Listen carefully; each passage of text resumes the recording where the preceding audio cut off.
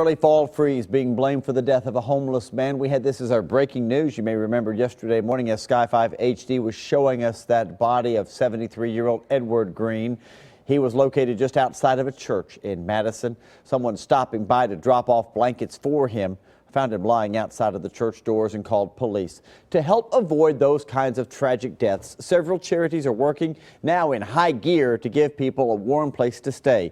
News Channel 5's Cuthbert Langley is live for us at the rescue mission this morning, always doing great work down there. And what type of help do they have available for people, Cuthbert? Hey, good morning, Steve. Well, this shelter behind me here at the Nashville Rescue Mission actually has room for 800 people. Last night, they started doing something they normally do during the winter, but earlier this year, it's called the Cold Patrol. Basically, they drive around the metro Nashville area, asking anyone who may need it a free ride, offering them a free ride to warming shelters around the area. The thing, though, is no one last night took them up on their offer for a free ride. On their first two trips last night, volunteers say everyone was fine where they were, and they say that's sometimes something they see throughout the winter months. A lot of the people, particularly the homeless people, just don't want to admit that they need help. And sometimes, even since it's still so early in the year, sometimes these homeless folks say they aren't ready for help just yet. For the most part, you have to convince them to come. A lot of times you'll see somebody that's sitting on a bench, thoroughly wrapped up in blankets and a sleeping bag, and just stopping and asking them if they really want to be out here when it's this cold. Now, this cold snap actually caught some people off guard, including another shelter. So coming up in 30 minutes, we're going to see how quickly they worked last night to make sure everyone had a warm place to stay.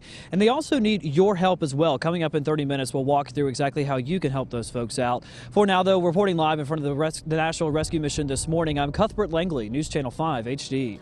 Cuthbert, stay warm. Thank you for that report. New information coming in this morning. 2 arrests have been made in a shooting over in East Nashville. Corliss Branch was arrested, and so was the juvenile. It was the shooting Monday night around midnight. According to the affidavit we've uncovered, Branch and a juvenile fired shots into a group on South 5th Street near Sylvan Street.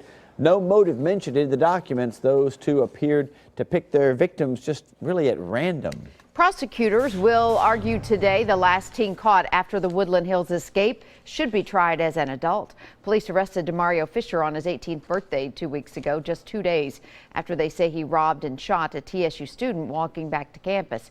He's charged with attempted murder and aggravated robbery, and the DA wants those charges moved from juvenile to adult courts. Stick with News Channel 5 for the latest throughout the day. Authorities say the man who was claiming to witness the horrific murder of his sister and his parents actually is the one who planned the entire thing.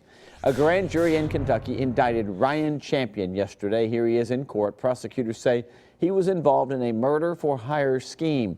He's now formally charged with 1 count of murder and 3 counts of complicity to commit murder and kidnapping, along with 3 family members. The body of 22-year-old Vito Rizzavato was found at the Trigg County home last month. Authorities believe Champion hired Rizzavato and then ended up killing him after he had killed those other 3. Ryan Champion's being held right now on a $5 million bond. At this hour, police and a local farmer are working to get a couple of runaway horses back on the farm. These were spotted galloping on Whites Creek Pike toward Clarksville Pike early this morning. Police corralled the horses with rope and kept them in a pen until the owner could be found, and they have found someone to take them in. We're being told they're being moved. The owner of the horses still has not come forward. All right, AT&T will not be bringing its high-speed fiber internet service to Nashville anytime soon. The company putting the brakes on the plan.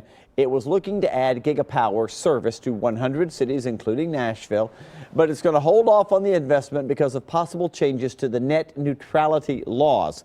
Google may also bring gigabit service to the city. A decision on that's expected by the end of the year. Still, there are 5 cities in Tennessee already having the fiber internet service, including Clarksville and Tullahoma. It's one of the fastest internet states in the country, we are, according to the experts.